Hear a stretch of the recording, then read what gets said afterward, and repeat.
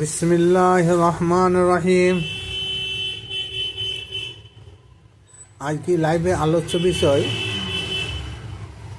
আল্লাহ পাক রব্বুল আলামিনের আকার প্রকার সম্পর্কে। বর্তমান আমাদের নিজেদের মধ্যে এক সম্প্রদায় আলেম বলছেন যে আল্লাহর আকার নাই, এক সম্প্রদায় বলছে আল্লাহর আকার আছে, এক সম্প্রদায় বলছে যে আল্লাহর আকার যদি না থাকলো তাহলে তিনি হাতের কথা বলেছেন, পায়ের কথা বলেছেন, চোখের কথা বলেছেন, পাছার কথা বলেছেন। ওপরে এক সম্প্রদায় আলেম বলছেন যে হ্যাঁ আল্লাহ পাক রব্বুল আলামিন এসব বলেছেন ঠিকই, কিন্তু এগুলা কুদরতি হাতের কথা বলেছেন। তাহলে এই সমস্যা কোনদিন মিটবে?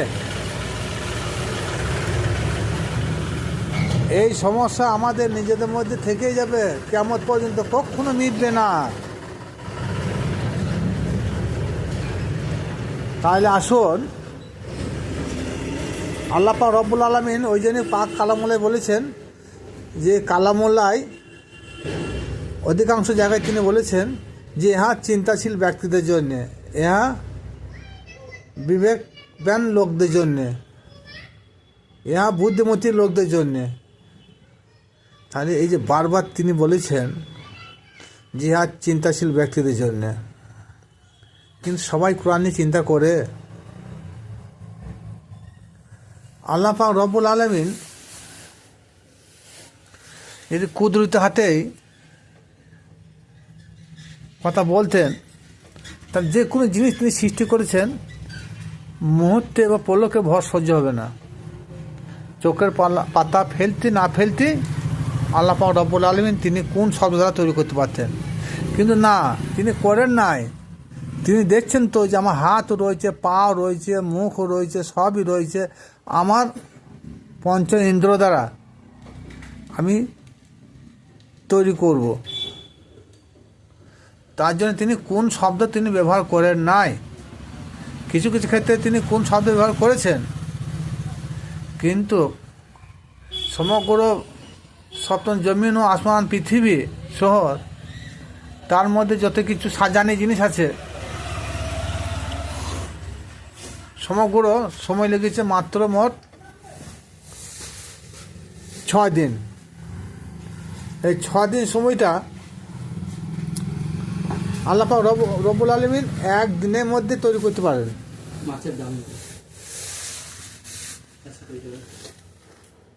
কারণ তিনি করেন নাই, তিনি হাত দিয়ে করেছেন।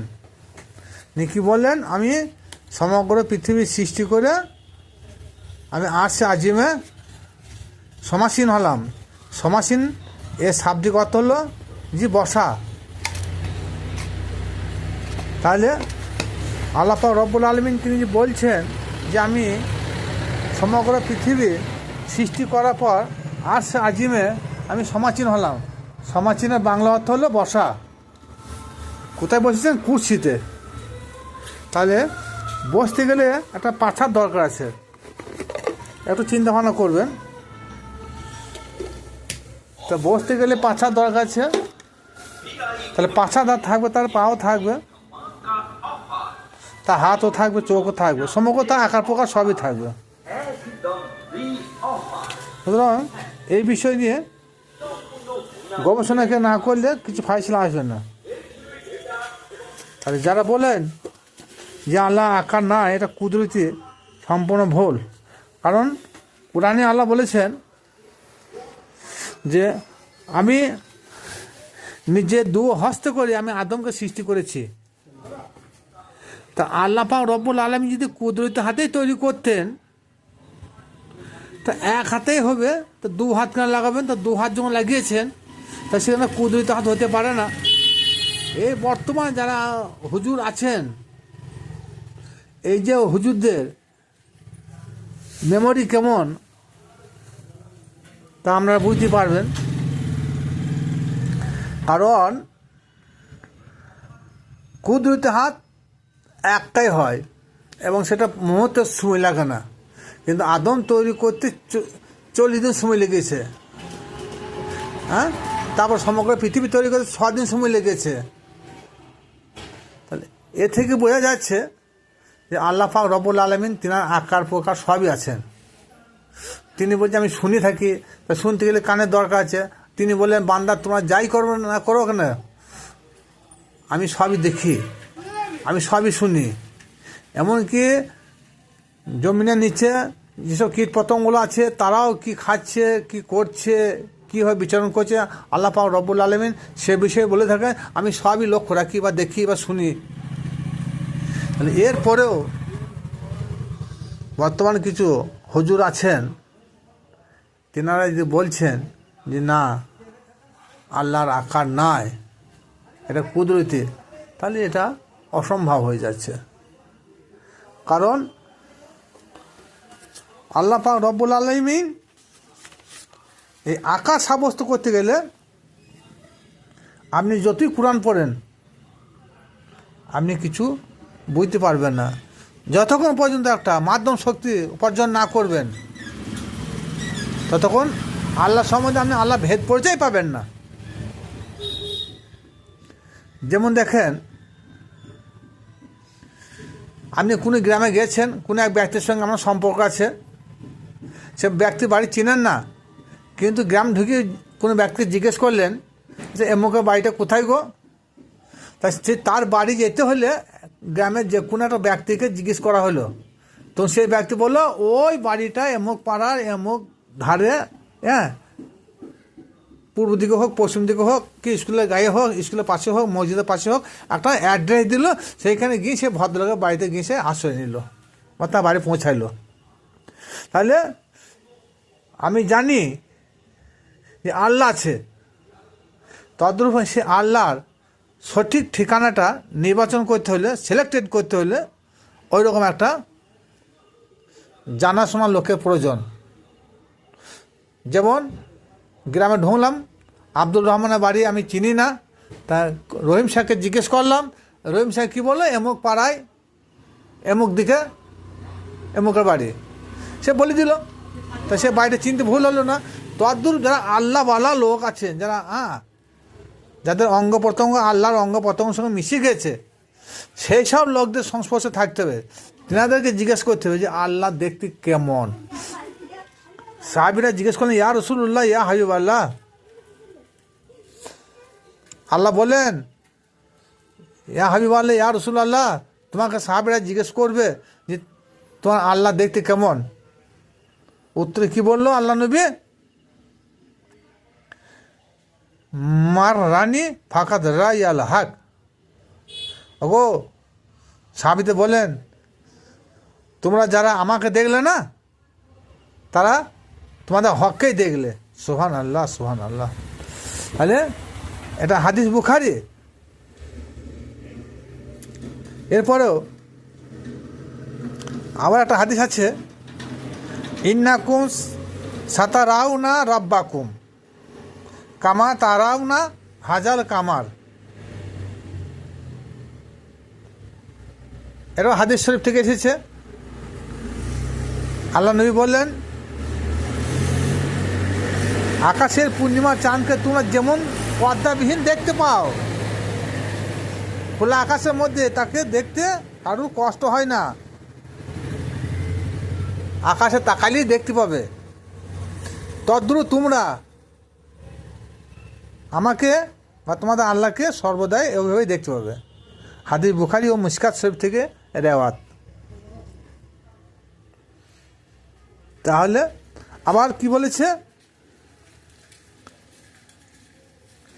তোমরা যেদিকে তাকাবে সেদিকে আমাকে দেখতে পাবে।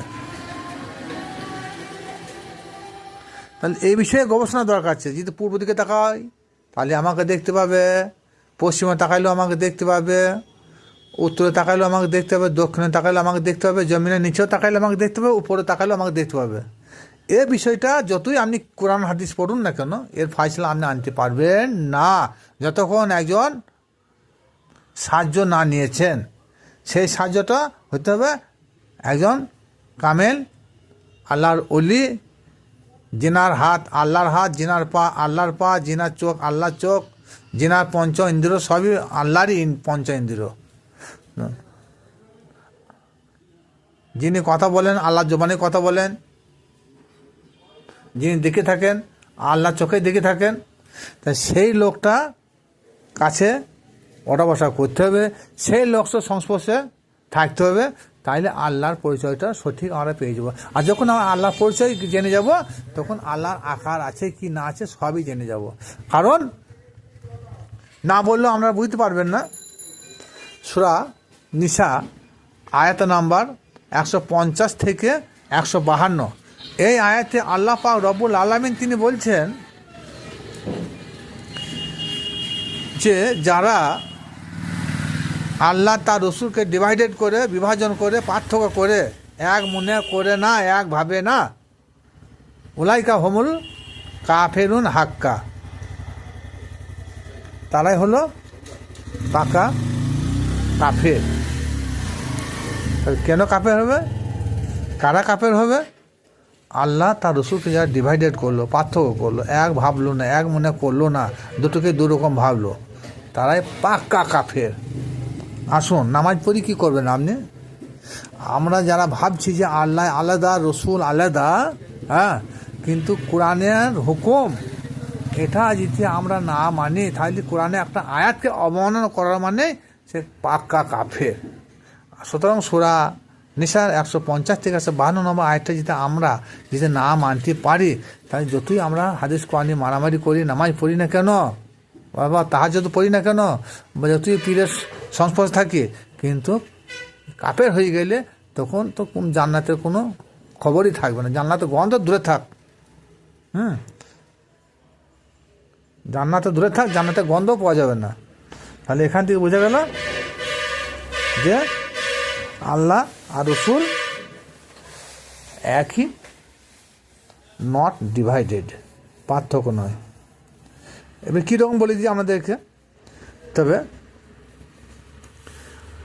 আল্লাহ আর রসুল জাহিরি মতে দুটি দুভাগ। হকিকতে যখন আপনি কোরআন হাদিস রিসার্চ করবেন, তখন আপনাকে ভাবতে হবে যে না, আল্লাহ রসুল এক। যেমন একটা বর্তমান পৃথিবীর বুকে গোলাপ ফুল খুব সৌন্দর্য, সেই প্রতিটা ফুলে একটা ঘ্রাণ থাকে বা খুশবু থাকে, কিন্তু আমরা যখন সেই ফুলের বা গোলাপের বা যে কোনো ফুলে একটা খুশবু গ্রহণ করতে যাই আর নাকের সঙ্গে, তাহলে খুশবুটা কী করে পাওয়া যাবে? খুশবুটা শুনতে হলে, ঘ্রাণটা নিতে হলে সে ফুলটাকে, সমগ্র ফুলটাকে তুলে আনতে হবে। ফুলটা কি ঘ্রাণ? ফুলটা কি খুশবু? ফুলটা কি সৌগন্ধি? না, ফুল আলাদা, তার সৌগন্ধি আলাদা। সুতরাং ফুল ছাড়া সৌগন্ধি নাই, আর সৌগন্ধি ছাড়া ফুল নাই। ফুলের যে বাস বা সুবাস, সেটা গ্রহণ করতে হলে সমগ্র ফুলটাকে ব্যবহার করতে হবে। আর ফুলের যে একটা গুণ, সেটা হবে তার সুগন্ধ বা সুবাস। তাহলে ফুল ছাড়া সুগন্ধ নয়, সুগন্ধ ছাড়া ফুল নয়, দুইয়ের মধ্যে একত্রিত জায়গায় বসবাস করছে। তাহলে আল্লাহ ছাড়া রসুল নাই, রসুল ছাড়া আল্লাহ নাই, দুজনাই একত্রিত এই ফুলের মতো বাস করছে। যতটা পারলাম খুব সংক্ষিপ্ত আমাদেরকে বোঝাইলাম। এরপরে যদি কেউ বুঝতে না পারেন, তাহলে কিছু করার থাকবে না। সুতরাং আল্লাহ আকার আছে, আল্লাহ পাক রব্বুল আলামিন যে তিনার হাত, পা, চোখ, কান, মুখ সবই আছেন। তবে আমরা সেই ছোট্ট থেকে বর্তমান হুজুরদের মুখ থেকে যা শুনে এসেছি, সেটা আদৌ নয়। এইটাকে বিশ্লেষণ করতে গেলে, সঠিকটা নির্ণয় করতে হলে একজন কামিল আল্লাহর নিকট যান, সেখান থেকে বাকি তথ্যটা আরও গভীরভাবে জেনে নেন।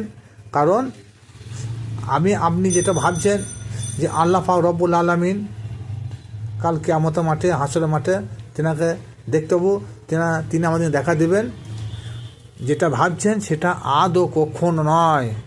কারণ তিনি দেখা দিবেন রসুল রূপে,